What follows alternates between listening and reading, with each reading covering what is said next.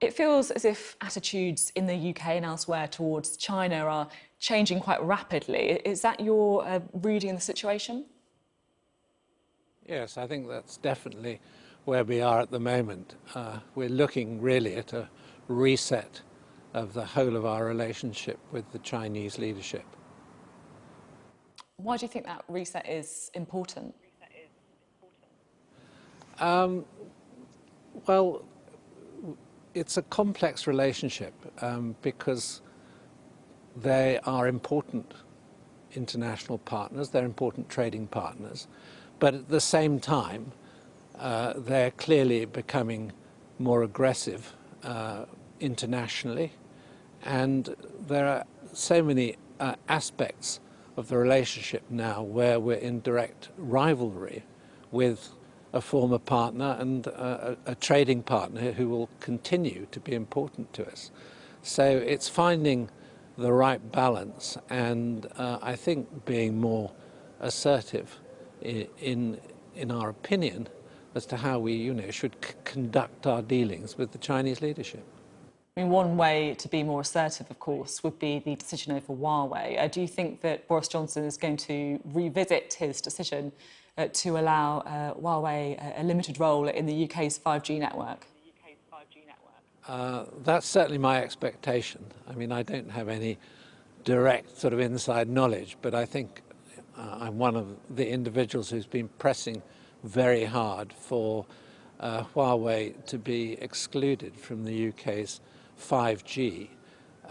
The problem is that we've had a close relationship with Huawei dating back, I think, to nearly the year 2000. So getting Huawei out of the systems, it can't be done rapidly. It'll have to be done cumulatively over time. But it looks to me now as though the government have changed their view. I mean, there's a technical aspect to this because since the American embargo on Huawei was imposed, it's not clear that they're going to be able anyway to provide the 5G equipment, on which the system would depend. But I mean, I've always believed that there is also a strategic security reason for not allowing the Chinese that degree of involvement in the construction of our critical infrastructure. I mean, Huawei would argue that there are, one of the most scrutinised companies in the world over this. And as you say, they are quite linked already with us.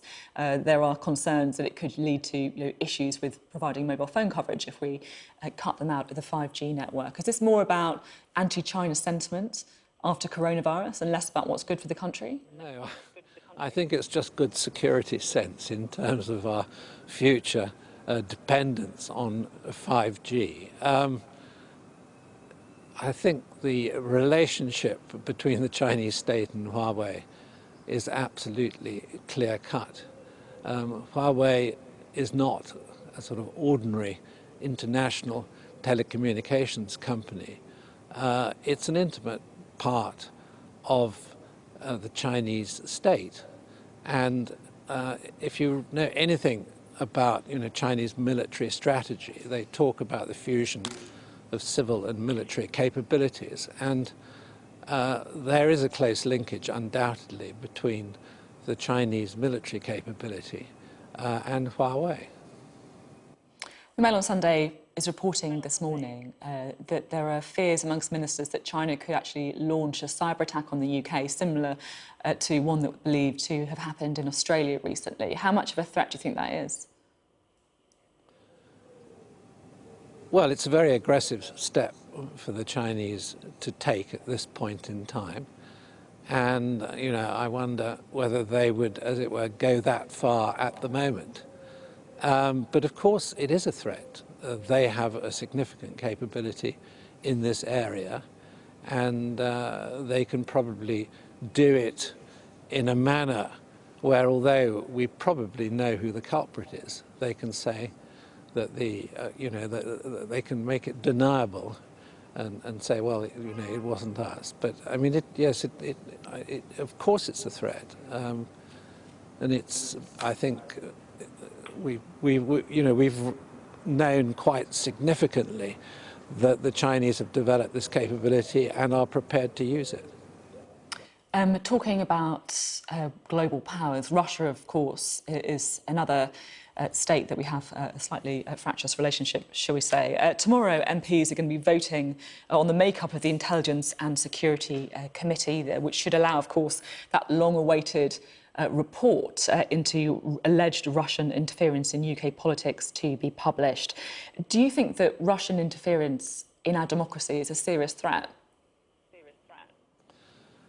I don't think it's a sufficient threat for us, as it were, to worry about, the end result of a democratic vote being changed or diverted.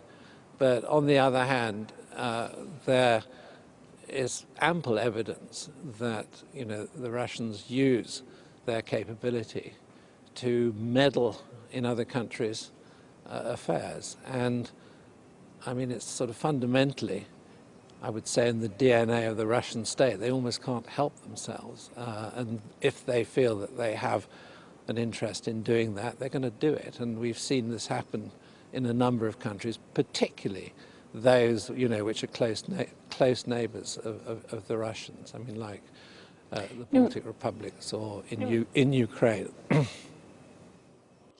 I just wonder, we've been talking about China's involvement in 5G in the UK, talking there about Russia, and of course, we'll remember that Foreign Affairs Committee report back in 2018 saying President Putin and his allies have been effectively hiding and laundering their assets in London for years. Do you think we have been a bit naive in allowing these dangerous states, I guess, influence over the United Kingdom in the past?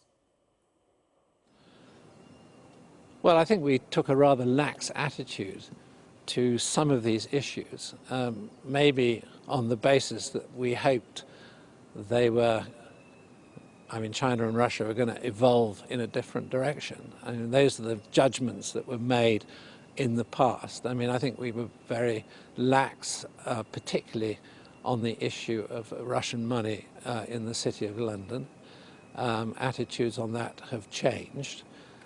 Similarly, embracing China as enthusiastically as we did, I think it was based on the expectation that, China would evolve as an easier international partner, which under Xi Jinping it has not done.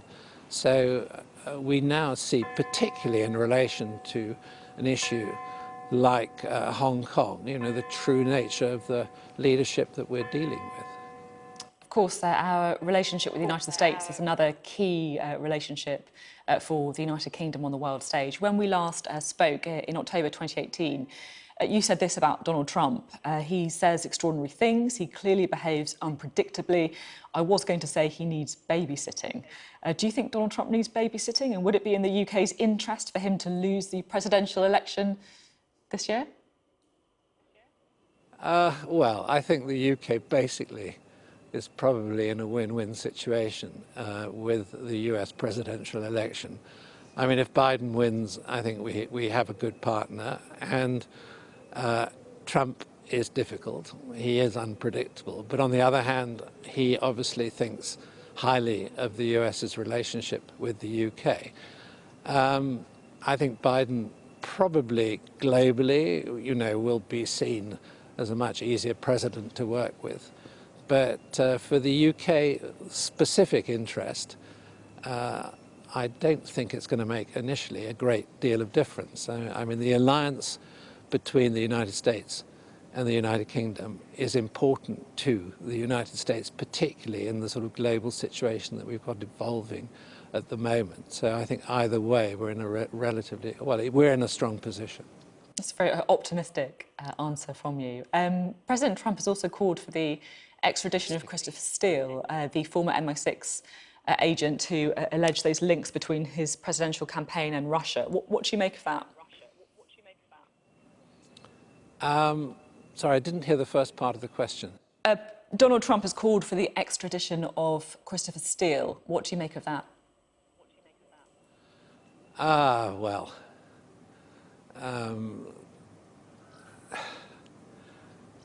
clearly this is an issue which has almost become personal in relation to what Steele's original report said about Trump. And I think it's, one of those areas where I would describe Trump's reaction as extravagant, and I mean more of a threat than an actuality. I don't think anything's going to. This is going to stay in the forefront of the news, but it's not going to change the relationship between the UK and the United States. Okay, that definitely makes sense. And just finally, in the interview that we did in 2018, we also spoke about Jeremy Corbyn, who was then leader of the Labour Party. You said you were troubled by his past associations. Are you pleased that he's no longer leader of the opposition, and what do you make of Keir Starmer?